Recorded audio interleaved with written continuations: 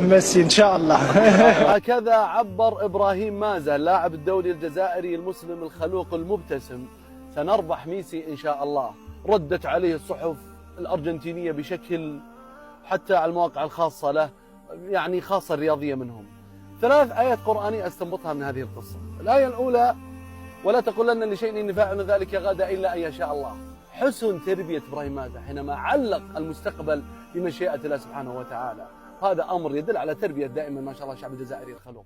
الآية الثانية: ولتسمعن من الذين أوتوا الكتاب من قبلكم ومن الذين أشركوا أذى كثيرا وإن تصبروا وتتقوا فإن ذلك من عزم الأمور. لابد أن تسمع من الذين أذى كثيرا مثل ما حدث إبراهيم مازة.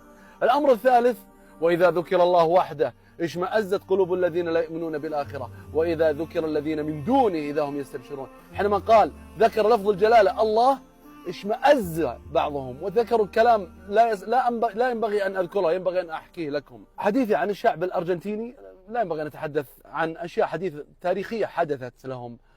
لا تجد لاعب أسمر لديهم، ابحث عن القصة من 200 سنة تجد عجب العجاب. ستفوز الجزائر على الأرجنتين بإذن الله وستربحها. أحبكم في الله.